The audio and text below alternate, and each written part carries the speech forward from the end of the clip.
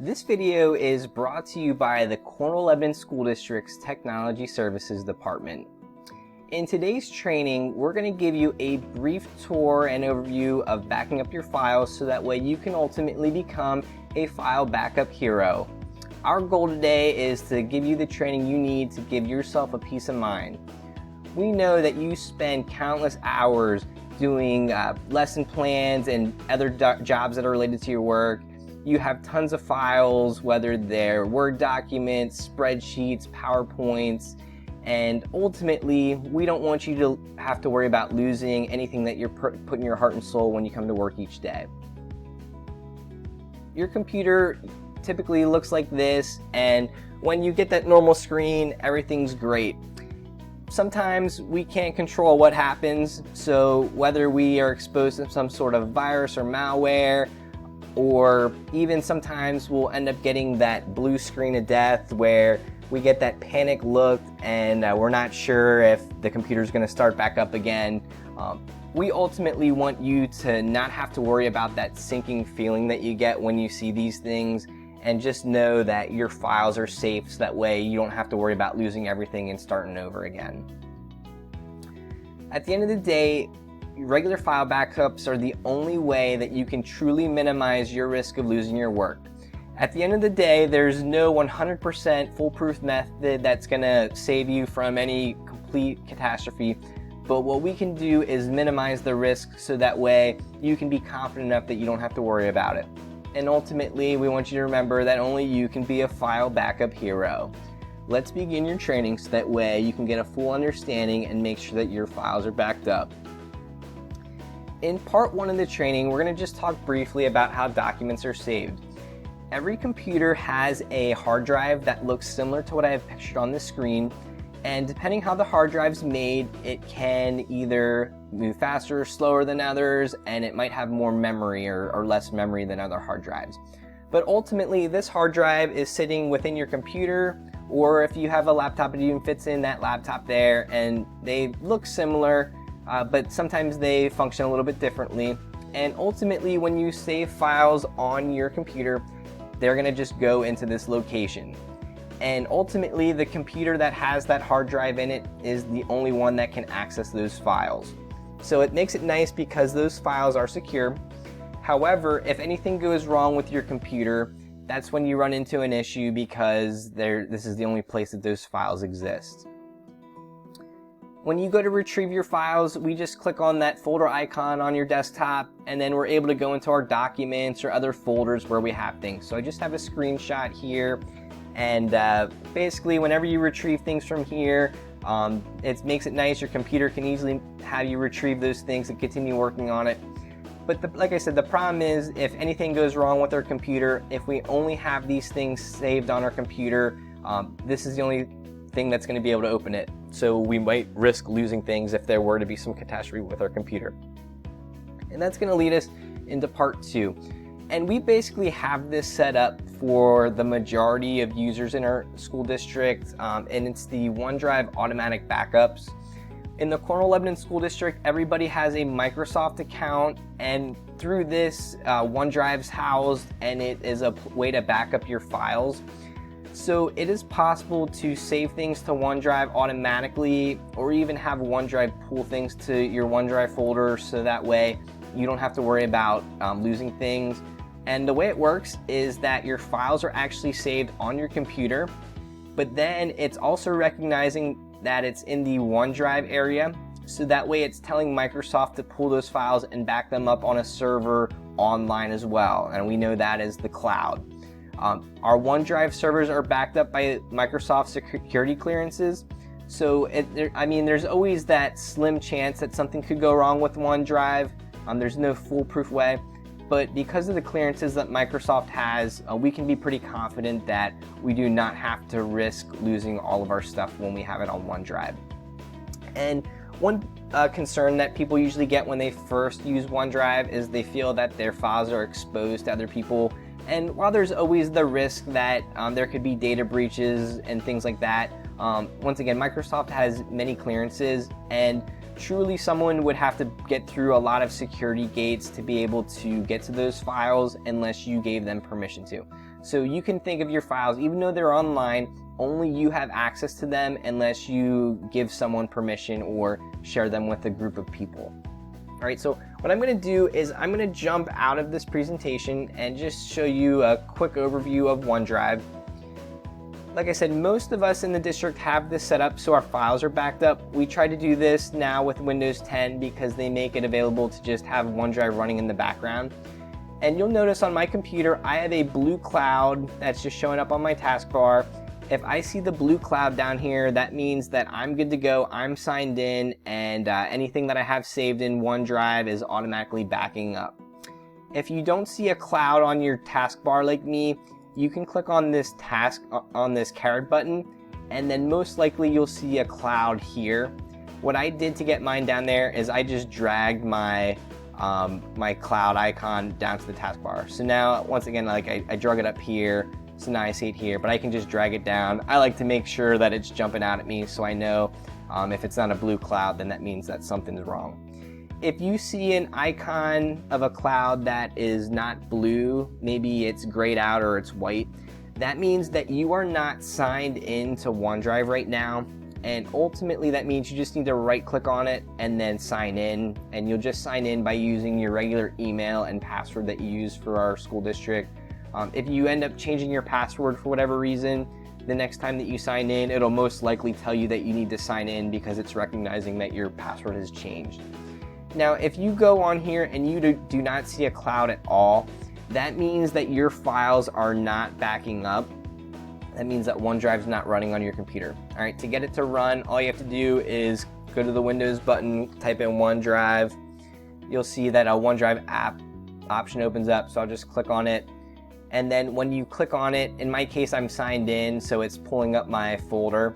What you might see on your end is you might see that it's asking you to sign in then. All right, so you could just sign in. If you don't see anything pop up, just look for a cloud icon, and then you can go ahead and click on that cloud icon to get either your files to show up or that sign-in screen to just put your name and password. When you use OneDrive and get signed in on your computer, there's going to be an actual spot on your computer where all of your OneDrive files are going to save.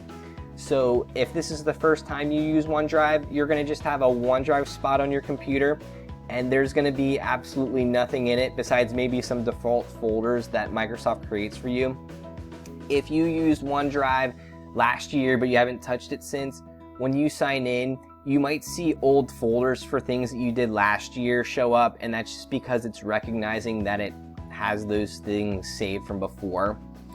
But ultimately, anything that gets saved into here is going to get backed up for you. All right, so it's going to give you a peace of mind because you have access to it on this computer, but if something were to go wrong with this computer, it's actually saved online, and you can sign into Office 365 online to be able to retrieve any of your documents that are saved in here. And if you have a phone or tablet that has the OneDrive app, you can even put the app there and pull up those documents on your phone to make changes as needed. All right, so in here, you'll notice that there are different icons, and I just want to explain what you're looking at when you see these. If you see a green circle with the white checkbox in, that means that your file exists on the actual computer, and it also is backed up online. So basically, anytime you see a check mark's good. A green circle with a white checkbox means that it's on your computer. If you have ones down here where it's a white circle with a green outline, that means that your file is backed up, but right now it's only really hosted online. The first time that you open the document on your computer, it's basically going to download and save to this location, and that usually only takes a couple seconds, but it's just not physically on your computer quite yet. Sometimes you might see a blue arrows, and that's just showing you that something's still in the process of being synced. Usually when this happens, you either have the file open somewhere, so OneDrive's not trying to sync it until you are finished working on it when you close it. Then when you close a document, it'll go through and save. Sometimes things just are a little bit bigger in size and they just take a little bit longer. So if you were curious, like, why do I not have a green checkbox, you could go into the folder and then see if there's anything that has a blue arrows on here. In this case, for the one I'm looking at now, everything's showing up as being fully synced, so I'm not sure why that blue arrow is there. Sometimes you might dig in and you might find like a specific file isn't syncing. The only other icon that you really see in OneDrive is a red X, and this doesn't seem to be happening as frequently. When OneDrive was first created, the file or folder name couldn't have any special characters in that name. So if you download a file, sometimes when we download things, they have really long, weird names where there's like special characters like % signs, $signs, and things in the name of the file. What those used to do is they would give you an error saying that you have to get rid of the special characters to be able to get that file to sync. So if you ever get a red X, ultimately the first step to try to fix that is to find the file itself and change the name. So if there's one file in the folder that is bad, the whole folder will show a red X. So I just have to dig into the folder to find it. And then ultimately when I do that, if I want to change the name of my file, I'm just gonna click on that file name so it shows up in like a dark blue color, and then I can just change whatever I want within that file name to get rid of those characters, and then it should start syncing again. Usually you'll notice that it finishes syncing those changes pretty quick. Within those couple seconds it went from syncing to a green checkbox. So this is telling me that my file is available and backed up online then as well. All right. One of the other perks of using OneDrive, instead of just using regular files on your computer, is that it also gives you a version history. So if I right click on my file, I can actually go back and find like different changes that I made to my document. So I could go back, like if I know that I had something that I liked last week, but I made a couple changes and I can't remember what that was, I can go back to my version history, and what it'll do, if in this case, if this file had more changes to it, I'd be able to go back to like every different iteration of it throughout the course of weeks or days or however long I was working on this thing. So this is something that only happens really in OneDrive. If your file was just saved on your computer, however that file is saved right now, that's basically what you'd have to work with. You wouldn't be able to go back and find like old changes that were made to it. Something else that's nice with OneDrive is now with Windows 10, they make it available that you not only can save things directly to OneDrive if you want, they make it possible to pull things from your common locations and automatically back it up for you. All right, so this would be something to just double check to make sure is turned on for you right now. What you'll do is on this, when you see this cloud icon, you'll right click on it. So right click on it so you get the extra menu to pop up, and then you're gonna go to settings. When you go to settings, we're gonna be looking for backup, and then I'm gonna just click to manage my backup. Now I have my computer set up already, so I won't be able to model like the exact screen that you'll see. But ultimately, if your files are automatically being backed up from your desktop, your documents, and your pictures, you're gonna see your screen's gonna look identical to mine, and you're only gonna have the option to stop the backup. All right. If you do not have your computer set to automatically back your files up from these locations, you're gonna have the option to check these things off and start your backup. All right. So if you do not have this turned on, I highly recommend it, because it basically makes it that you don't even have to save your files to a special place anymore. If you just save it to your common locations that you most likely are already using anyway, it's actually going to have a folder, and I can show you on my OneDrive here. It's actually going to have the folder that just says desktop, documents, and pictures. All right, so it's just automatically taking my things from those locations and then putting them into OneDrive so they're backed up. All right, so in a nutshell, that's OneDrive. If you are looking for file backups more for personal use, it'll basically Google, Amazon, Dropbox, or any of the other cloud tools out there, they all can work similarly. So you just have to look at what that looks like for you if you use another program for your personal files. You can also get a Microsoft personal account if you want to have a separate place for your personal files as well. Ultimately, the benefits for using OneDrive is you just can access those files on any device, and you don't have to worry about like that actual device crashing because you can pull it up anywhere. You get that file version history, so you can go back and find old changes if you need them. And there's also a couple other perks. If you accidentally delete something in OneDrive, you can retrieve them within 30 days that you delete them. It actually has a recycle bin. So typically if somebody accidentally finds that they're missing something, we can go in and help them find it again and be able to retrieve it, and so they can reuse that file then. And ultimately, using OneDrive within the school makes sense because we already pay for it, so it's no additional cost or anything for you. If you want to get a personal account, it's typically not super expensive, especially when you consider the peace of mind that goes along. And this brings us into part 3 of our training, which is using some sort of other external storage in addition to using the cloud storage. And if you use one of these things, pictured here I have a flash drive or an external hard drive. They just plug into your computer through a USB port. And the things that you'd be looking for if you got one of these, if you're using the USB port, you would want to make sure that it says USB 3.0 if you're going to be transferring large amount of files, because that's just the quickest transfer between them. On the tip, which is basically the spot here that you'd plug into your computer, you'll notice that a USB 3.0 has like a blue inside, and then that's just kind of an indicator that it's going to be able to transfer the files between the two faster. Typically, flash drives have a little bit smaller amount of storage. External hard drives have larger storage, but you can find some very large flash drives as well.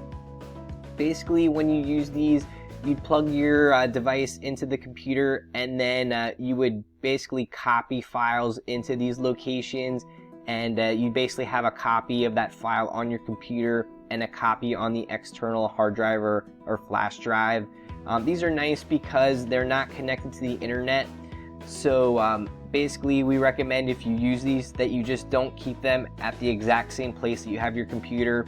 So don't necessarily, if you're using this as a file backup, don't always keep them in your computer bag together. Don't put them right next to each other on your desk, because ultimately that would just defeat the purpose. If there would be some sort of worst case scenario where you have a water main break, for example, and for your classrooms, the unlucky classroom where a bunch of water gets dumped all over your stuff, if your computer gets wet, it most likely will not work. And if you have your hard drive that gets saturated in water, even though you have the files at two places, you might risk not being able to access them, because there's a chance that hard drive will not be able to work now that it has a bunch of water in it as well.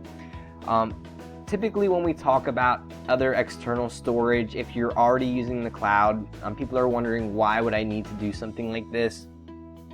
This is ultimately just an extra safeguard. By backing things up on the cloud, you're already very secure, because the chances that something goes wrong is really small with all of Microsoft's clearances.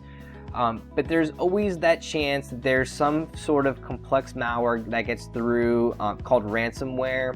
And basically what happens, if your file would be taken over by ransomware, someone's ultimately looking for money, and they basically would encrypt your files and make it that you couldn't access your files unless you sent them money, usually in the form of like Bitcoin or something like that.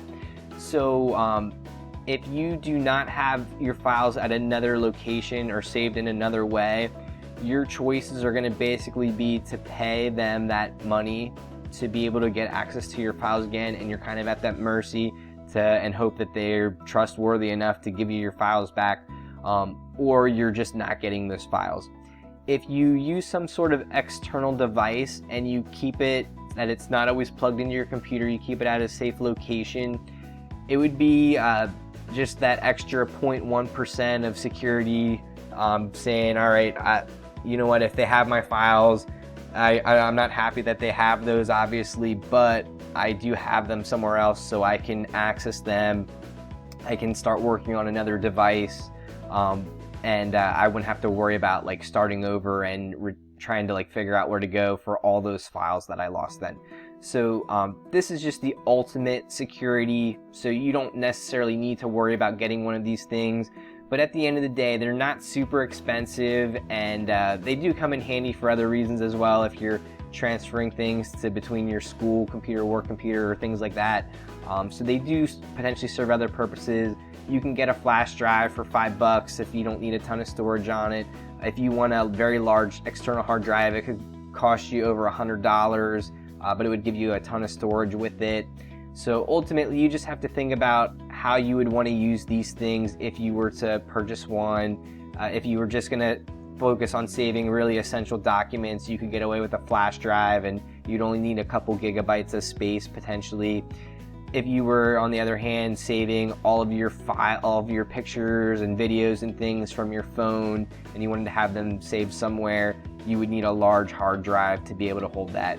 So you can get hard drives that are a terabyte or even a couple terabytes, which is just a ton of space on there. And if you would fill those up, I mean, you could just keep getting more hard drives that you could hold on to over time then. So like I said, this is the ultimate, if you don't 100% trust the cloud and you just want to have them at another place, this would be the route to go. And like I said, it gives you that extra layer of protection, and it hopefully give you a little bit of better peace of mind. Hopefully by going through this training, you have a little bit more peace of mind and are on your way to becoming a file backup hero.